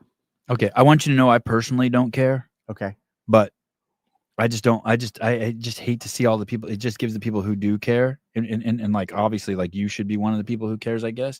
But 14's crazy. It is. It is. I mean, yeah, it's crazy. Are the games going to be better? But of the 14, how many of those? Let me say not 14. Of the 1,000, to use your example, Yeah. how many of those really are even in contention? You know what I mean? At 100. Like serious contention, like bottlenecking at the top. Don't you think? 200? I don't think it's that high. You don't? No. Because the field's much smaller. Then the quarterfinals, you had the thousands of people involved. It's still going to be thousands, 2,000 or 3,000. I don't think it'll be that many. Okay. What about so what about the games? It's only, I think you guys have announced it's only 30 women and 30 men, 10 less. Yeah. I suspect that's going to make the game significantly better. I do too. That's why we're doing it. All right. All right. Cool. Are you going super like concentrated, focused, like smaller field, storytelling, execution, so many things, so many pieces that go into it. Like with the smaller field, everything can just be so much executed on in such a higher fashion. It's to a higher degree. It's just easier to manage, easier to wrangle, better show, better timing throughout the day, better schedule. Hey, at CrossFit Crash this year, that's Jared Howell's event. I think there were 20 men and 20 women, and we were on the floor there, and we streamed the whole thing. It was the best stream we've ever done. Shitloads of views. It was great. Everyone loved it. And what the thing is that so many athletes get attention when the field is small. Yeah, I mean, doesn't Rogue only do 20? So many. Yeah, Rogue does 20. What do you think about smaller fields are a benefit to the sport? What do you think at Crash, after every event, we would actually pull the athletes aside and interview them? What about letting my team set up a live stream at the event? And so afterwards, we just like, you know, they do the live thing for ESPN, but you let us just like interview them for like 15. Done. All right. Thank you. Good. All right. That was easy. Swimming events at this year's games? Great question, but as you saw in some of our statements, for the time being, open water swimming's paused. That doesn't mean there couldn't be a pool swim. That doesn't mean there will be a pool swim either. Okay, but it's not it's not off the table, a pool swim. Correct. But swimming in around Santa Monica Pier is correct. That'd be an open water swim. Okay. Biking. What's that pistol? Oh, that's just nothing. Let me see it. Is it real? No, well, no, I think it was real, but it was filled. What about biking events? What about them? like I just think that I think that they've been a fail. I think they're too dangerous. I think that there's a risk. I think that they're like, it's too crazy. There's too many things that could happen. You know, be what happened with Lazar and Luke Parker and Justin Medeiros, and just the skill level that it takes to not get injured. I mean, I could see an event that's like a hill sprint, one guy at a time or something. Like a time trial. Is that what those are called? Well, no, but like there's time trials that are on flat, but there's also time trials that are on hills. So yeah, I see what you're saying. I hear you. Yeah, all great points, all valid points. So you're saying there could be bike events? I think for the reasons you stated, probably safe to assume no, but maybe. Okay. 2024 Games Doc. I had the guy who made the 2023 Games Doc on here, David Check. What'd you think of the doc? I loved it. Yep. I absolutely loved it. I thought it was fucking awesome. I was glad I saw it. And to be honest with you, I wouldn't have watched it if I wasn't having David Check on. Mm-hmm. But when I watched it, I was like stoked. I didn't get up once. My whole family, with 5 minutes in, my whole family came. It was dope. I asked him if there's going to be 2024 doc, and he got all squirrely, right? Because he's like looking for the right answer, not the whatever the honest answer. Any chance it could come out? No. But there was a team there filming. Mm-hmm. Did they keep filming? Yeah.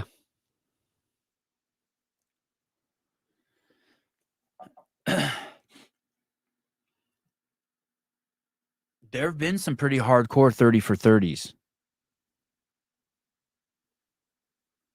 Like more hard, like, okay. All right. This is a loaded question. This is a loaded question. This one's a loaded question. Why did the Grid League fail in your estimation? Throughout the history of the games and our kind of arc of development and where we're at. Oh, but sorry. One thing. I know the Grid League's still around. I don't mean an insult to what's out there. Congratulations to the people out there who are still doing it. It's awesome. I support it. I think it's cool.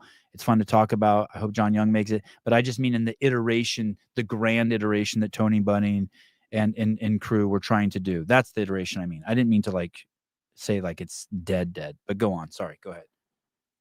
There's always been this tension and desire for it to be further along than it is, the property, for it to be bigger than it is, for it to be something it's not. And at that time, you see so much potential, and you see what we're doing, and you think, oh, well, we can do that. There's room in the community for another one, or there's space for a series like they tried doing, like the Grid League tried doing. And the timing, the maturation of the sport, call it, of the community, of the audience, just wasn't there. And the tension of trying to do more too soon, or when it's not ready, has constantly been this struggle and pull within the time frame that the games have been around.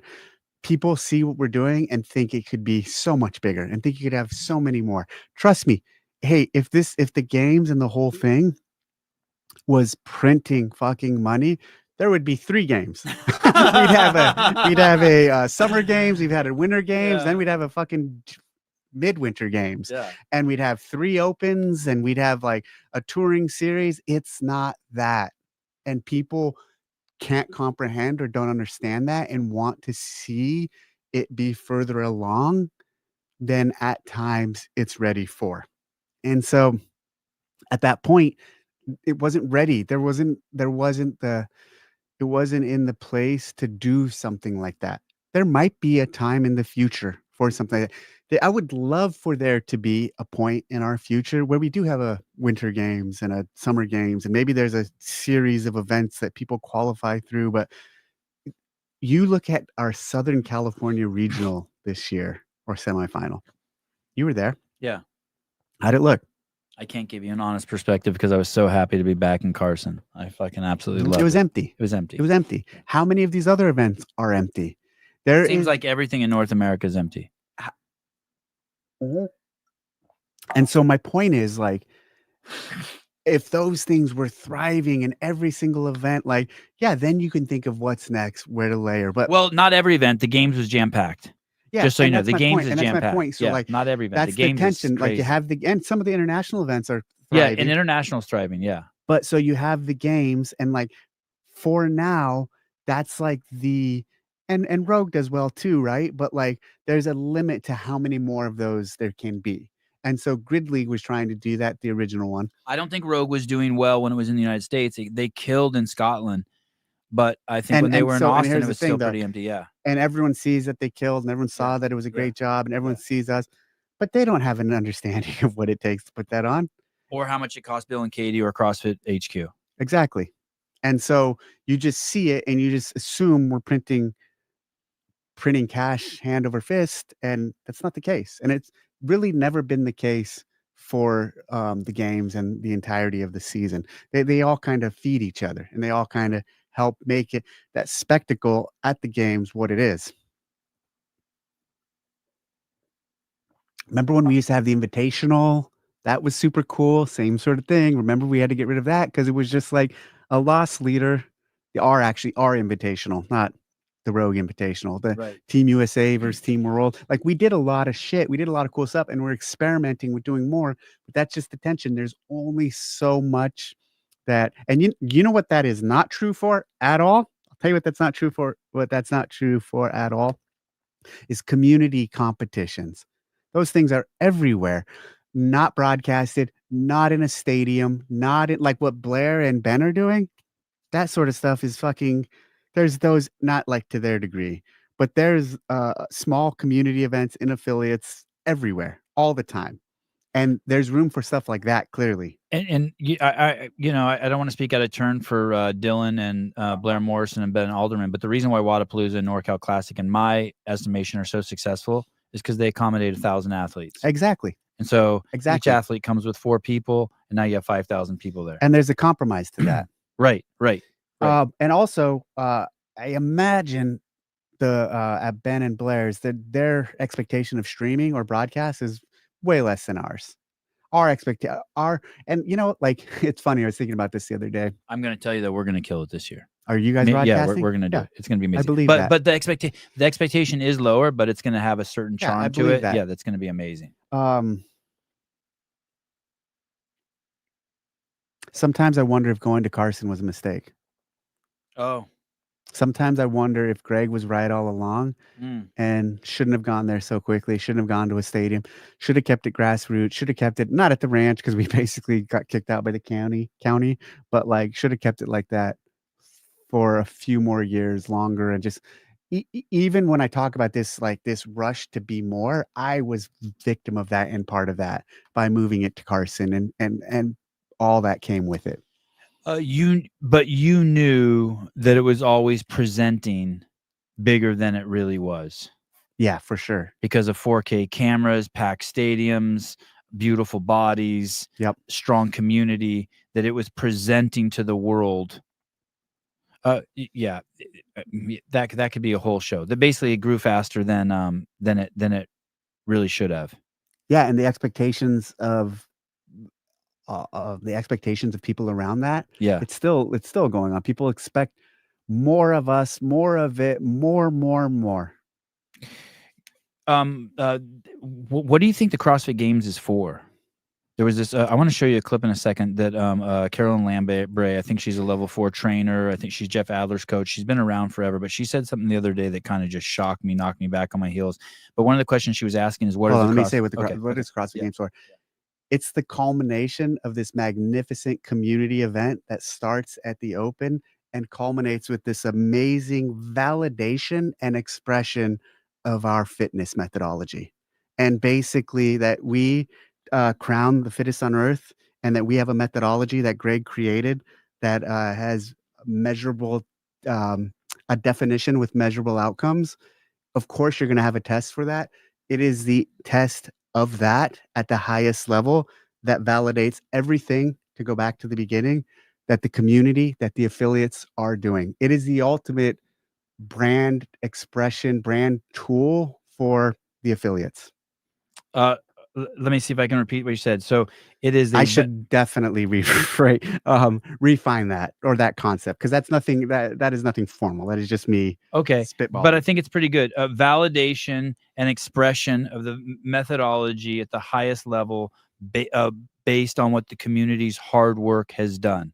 So the community's toiling it's all really year, the making culmination of the community event of the Open, and the final point of it, that where what started with this online competition ends at the CrossFit Games with the people who started with 400,000 and with 30 competing. Okay, and let me ask you to clarify. When you say community, is that a synonym for affiliates? Yeah, absolutely. Since it could be, so I could take out the word community and just put in affiliates, and you wouldn't be upset. Yeah. Okay. So okay, I really like that. And by the way, that's what I thought it was too. That's Good. but you know, there's people who don't think it's that. Yeah. Okay. I want to play you this clip here. Are you at an airport, Caleb? Where are you? Are at an airport. Who's Caleb? Caleb's just on the back end in case I need any help. Like if you C. were to Beaver? strike me, C. Beaver would just come in and fuck you up. C. Beaver. Yeah, That's his, that's his name. that's his name. That's his name. Okay, this is on the Coffee Pods and Wads podcast. You know, Carolyn's extremely knowledgeable. Been around a long time. Proven in a lot of ways. Worked at affiliates. I think she owns an affiliate. They do. I'm a good friend. I like Carolyn a lot, and Jeff. Okay. So listen to this. You may have to listen to it twice to catch it. What's going on? And I do really. It's not out of context, but it is a little unfair just to show you this clip. So I will say that. Organized so that the people who are trying to make a living out of this don't get the short end of the stick. And I don't think that, like, I read comments on Instagram. It's like, oh, what have the CrossFit Games athlete done for the affiliates and blah, blah, blah. And like, oh, that's why the Open, like, it has to be more affiliate friendly and stuff. And it's like, okay, but as an affiliate, what have you done for the CrossFit Games athlete? Like, shouldn't it be like a two-way street? Like, if you're asking for things like organized so that the people who are trying. Let me play it to you one more time and listen to this first part, because she says it very quick, but it's really important here. To make a living out of this. There's people trying to make a living out of this.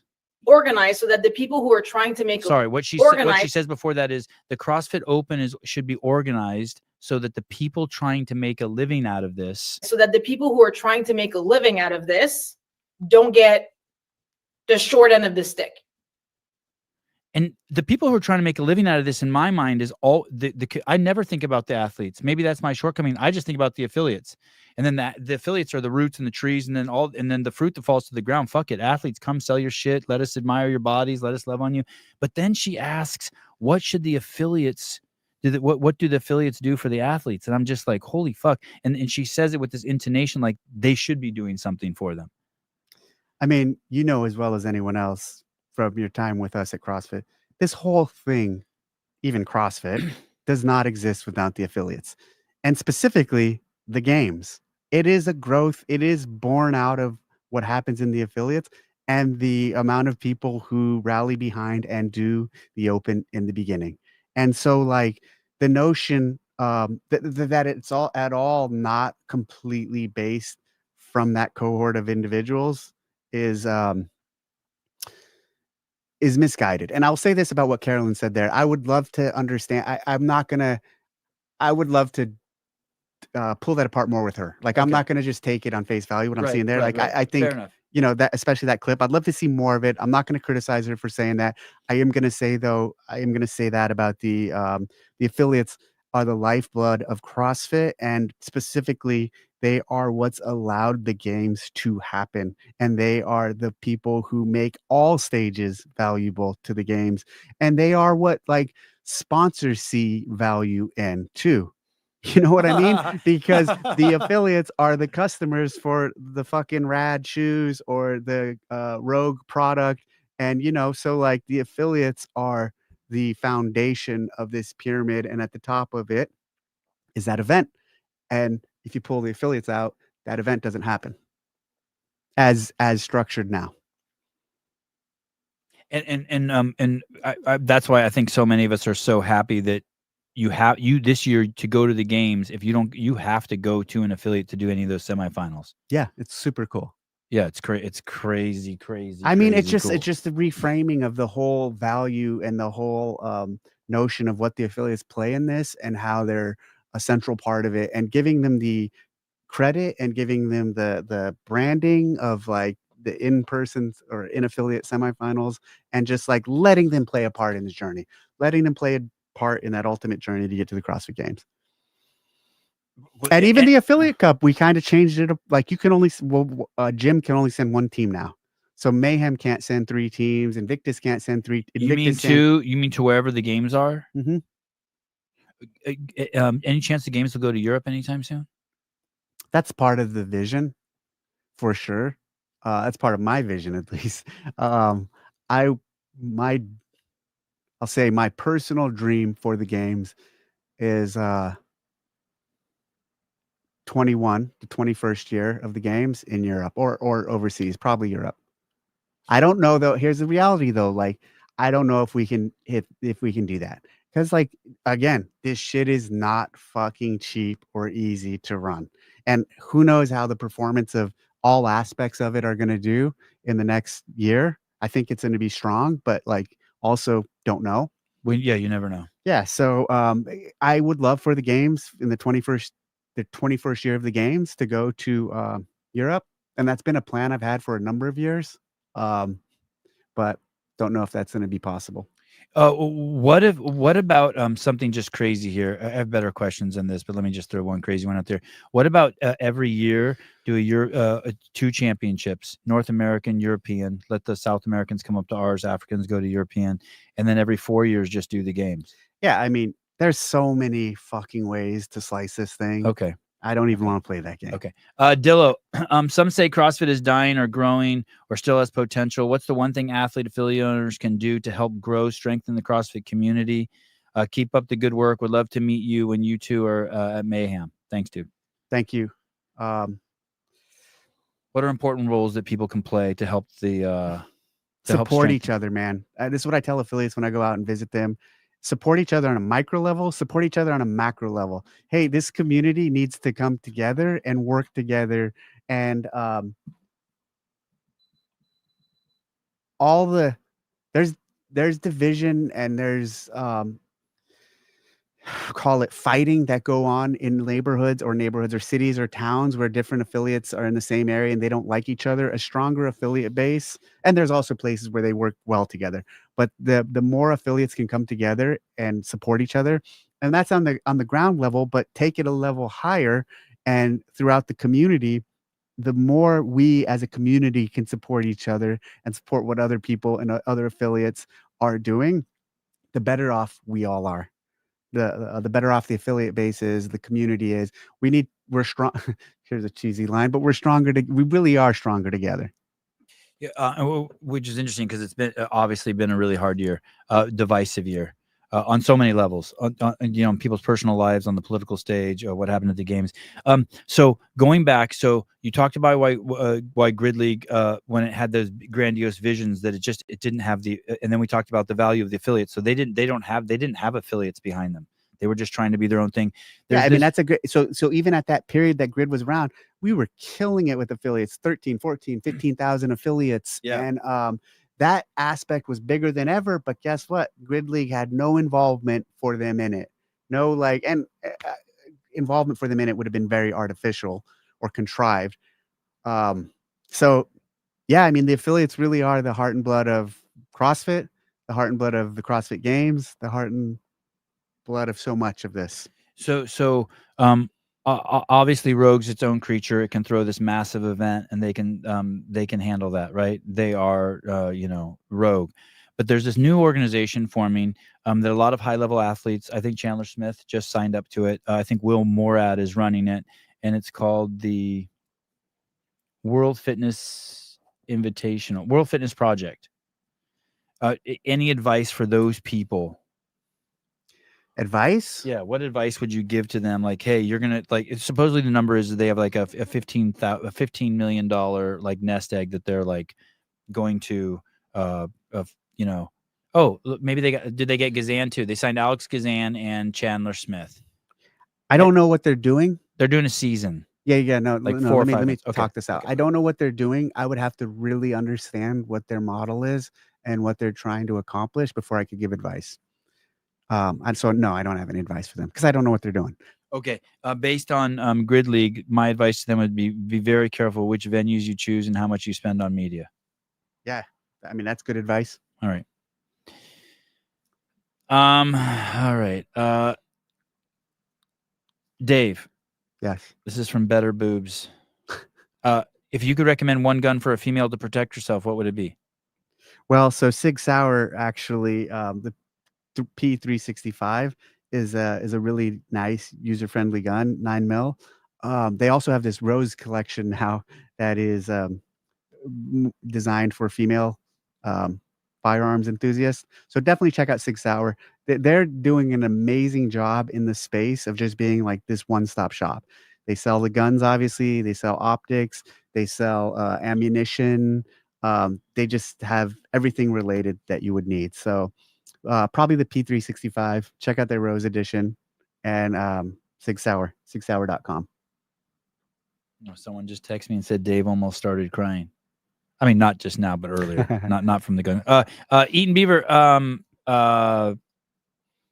Great names in the chat, right? Eaton Beaver. As long as there's the woke mob, Dave, never take the games out of the U.S. I'm not sure what the relationship is there. Tell Magnus Holmgren, tell Dave he has the best logo ever. Only thing would be to have the big nose behind it. Oh, that's a really good point. Oh, I want to talk about level 4. So, two things. I was mentioning. My buddy Taylor Self, who's also applied to be on the CrossFit Athlete Council. By the way, everyone should vote for Taylor and Saxon and Colton. He's going to take his level 4, and he's been taking some training on to pass the level 4, and he's been working with someone on your team. I'd called you and told you, I was like, hey, you're never going to believe this. Some guy on your team from Bali is working with Taylor, and so Taylor had him on the show and interviewed him, and then I guess Taylor is working with using the resources that you guys have. Is it called the mentorship program? Yep. Okay. So someone can just call it the mentorship program. It's the mentorship program. It's not called level 4 mentorship. Nope. Just mentorship program. Correct. And there's mentorship for all sorts of shit. Yeah. So like you can pick, like if you've been to a level 1 and you just want some advice on how to start training someone or how to create an on-ramp, you could sign up for, there's like 3 sessions or 5 sessions. I think we even have a 1 session option, and it's all on the online courses page. So you go to where our online courses, that page is, and there's a section to sign up for this mentorship stuff. And so from there, you basically get to choose what topic you need or you would like mentorship on. We have a number of trainers that we assign to this, and they're all highly qualified, and it's basically customizable to what you would like to work on or learn. It seems to be currently really popular, or more popular, let me say, amongst level 2 and above, but it's like totally appropriate for level 1s and above. Or there's even like business experts in there. Yeah. I mean, if you want to get mentorship in that realm, yes, you let them know. And there's like 40 people in there. Like I saw Hollis Moyes in there. Okay. So here's the thing. So he's taking that and he's blown away by it. And he's like, hey, we're going to make, do live podcasts where they watch Taylor training, and this guy tears Taylor apart. And Taylor thinks he's like the greatest trainer ever. So that's why he's like, he's so excited that this guy's tearing him a new one. I mean, these guys, that our team's really good. You're talking about McCoy. Yeah. McCoy. Yeah. And so, yeah, these guys they're so talented, and they have so many reps, and they're so experienced at training. And to be on our team, you clearly have to be. And so it's a really good program. It's one of those programs that's brand new, and so it's just getting its legs. And so hopefully affiliates and trainers will start to see it as a valuable resource to increase their ability as trainers in the field. The thing is this, can anyone even take the level 4 anymore? Because I was chatting with someone about it the other day, and they're like, hey, you can't even get the level 4 anymore because there's no evaluations available. It's on pause for right now. We're reassessing the model and what it's going to look like. I mean, I don't want to say it's Taylor wasting his time because he's becoming a better trainer, but he wants to get his level 4. There will be a path to get your level 4. Okay. Is there a time on that? Not that I'm ready to state now. Okay. 2025? Yeah. Okay. Yeah. And you promise there'll be one. I want to promise that there'll be. I want to promise. Do you have any concerns that there wouldn't be one? I mean, this Yeah, guy Taylor's been talking about wanting his level 4 forever. Yeah, I think Okay. it'll be ready in 25. Okay. Jesus Christ. Sorry, Taylor. That didn't go the way I wanted it to.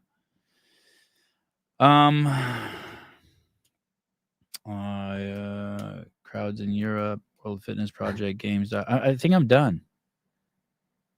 We talked about you. I asked you a small talk to you about what you're reading and your workouts. Yeah, we talked about that. There was some fluff shit I had in here. I got a busy January. What are you doing? January 4th, I'm going down to Temecula. I'm gonna go to. You want to go? Shooting with me? competition? No, I'm gonna go see John Lavelle. He's moving his gym into a new location, CrossFit Overload. No shit. Yeah, let's go. I would love to. Oh, Let's get Greg to. Let's go down with Greg. oh, that would be awesome.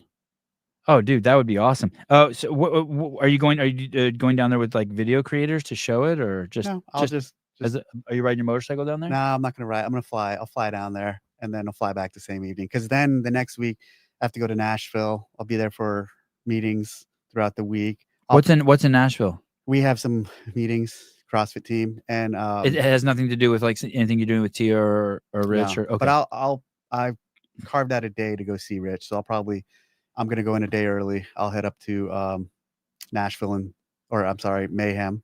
And you're close Cookville. with Tia too. You'll see Tia, right? Yeah, I'll stop in and see her. And so I'll see them while I'm there. Then I come back from that, and then I'm heading out to Germany.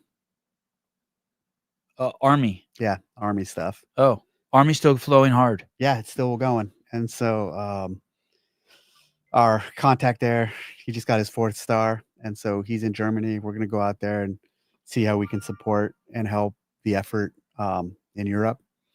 While I'm in Germany, definitely going to organize an affiliate gathering, get together with some of the affiliates there, going to the Frankfurt area. Actually, Max, that guy I was telling you about earlier, he has 3 gyms in that area. What's his last name? What the Do I know him? Yeah, you know. What the fuck? Was is he his in the last U.S. name? military? No, No. you don't know him. Okay. Never mind. Okay, go on. And then from there, I might pop over and hit one other country up prior to coming back. So that's just like the first half of Is that other country Army shit? No. Is it personal? No. It'll be affiliate stuff and another piece there, but Is it related to the games? Checking out no. Oh, interesting. I had the opportunity to meet Jenna. You introduced me. Speaking of the West Coast semifinals, I met Jenna Haka there, the chief marketing officer of CrossFit. And didn't you guys like chase her down the road or some shit? No. Didn't you guys like No. bully her and like No. try running her off the road? No, but I think her license plate might say her name on it or something like that. Okay. And Taylor was driving. We had the dark, blacked out giant SUV, and it was just full of us. And he sped through like red lights and shit and pulled up next to her, and she's in the passenger seat, and we're just all hanging out the window, and she's like, we're like, hey. I think my version might be accurate. I've just been, periodically, just like I try to text her and just touch base, small talk her, just, whatever. Just so I just don't lose contact. You know what I mean? Yeah. Like, hey, what did you think about this guy's score? Like, how's your training going? Just bullshit, right? Yep. And but recently I'm hearing some rumblings that there could be the return of podcasts at CrossFit. And I saw some, and maybe I should have her on here to ask her this, but I did see there would be some explosive runs. Like there would be like 4 or 5 every day, and they were live, which was very exciting for me. I was very excited for that. And then they went away, and then they came back. It is. What are you talking about? I don't understand. Just your media. There've been explosive runs. No, by explosive I mean like you guys would have like just a spurt. Like there'd be on one like every like Monday, Tuesday, Wednesday, Thursday, Friday. They'd be at noon for a week, and then it stopped. Yep. So there would be just kind of like this explosion of media. Then it would go away for 2 weeks. Then it would come back. I think there's been 2 cycles of that. I would love. This is my recommendation, and I should probably text Jenna this. What about doing a live show that starts at midnight every night with like someone, you get Chase and Daniel Chafee and take over Europe. Stay out of this market. Leave it to me. I love it. I love it. Here's the thing I'll say about you. Why don't you guys start? Are you guys going to bring some stuff back? Yeah, I think we're already bringing stuff back. Yeah, but I just Jenna's want to doing a great job. Yeah, I think she's doing a great job too. Don't get me wrong. I just want to see it. Like, I want to see it. Like, I agree, and I love your style because you're so fucking aggressive, and I'm the same way and like that stuff. Like, just go all in, just do it, just make it happen. There's a lot more like it's not that easy to do that stuff, and especially in an organization as big as we are at this point. are you close with her? Yeah. You work closely with her? Yeah. As close as me and you work? Sound a little jealous. Oh, very jealous. Fucking breaks my heart. Well, She's been great. She's been great. She's trying hard. She's listening to all voices. She's taking input from so many people. She's establishing relationships with people like you. Yeah, she knows that. She's got her claws in everyone. Yeah. So like in the role, she's doing a very good job. Okay. And I'm proud of her. Okay. All right. And she gave me great access this year at the games. That's all that matters. At the end of the day. Okay. Thank you. Anything else you want to say? Let me think. I'm excited about the Open. I'm all in. I'm gonna kick ass. I'm excited about the Open. I'm really excited about the Open. Your hamstring's all fucked up. Not for me, not for my performance. Oh. Just for like just for the community, for the things, for the things we're gonna do in it differently, for the way we're gonna get the affiliates. Even there's still more things to come in terms of how we're gonna get the affiliates involved. And so I'm really excited. The Open's kind of like the tide coming up to wash away all the old shit that's been on the beach, right? You see that? Like it's just the tide's coming up and just. I'm not going to say that. Okay. Thank you, everyone. Caleb Beaver, you the man. Thanks for being back there. Dave, thanks for coming. Thank you. I hope you do a weekend review tomorrow. Monday. Not tomorrow. Tomorrow's Sunday. I'm going shooting tomorrow. Shooting competition. Where at? Sacramento. Oh, going to tennis tournament. Where? San Jose. Okay. Is it going to rain tomorrow? Yeah. Oh, good. I hope tennis gets canceled. All right. Are we still on? When I opened my gym, I knew I was going to be training with the boys all the time. I was going to get jacked and just be lifting 24/7. Let me show you how it's really going. Tobias, the toilet's clogged. Oh, okay. Hey, Tobias. Somebody needs help with their membership. Oh, okay. Thanks. Hey, Tobias. Yeah? What's up? I know I don't have my strict pull-up yet, but can you help me get a bar muscle up? Yeah, sure. Let's go. Okay, it's 9 p.m. So if I get home, shower, eat, I can be in bed by 11 and then be back here at 4:15 a.m. Let's go. This is the 4th time today that I've had to clean shit off the toilet. You guys have to get a different pre-workout. I knew owning a gym, I'd get to buy all the cool equipment I want. Check out this awesome $700 table. Another person asking for a refund 3 weeks after their draft has come out. You know the cancellation policy, John. Oh, Carrie, 5 minutes late but had time for Starbucks again, huh? Thanks, Carrie.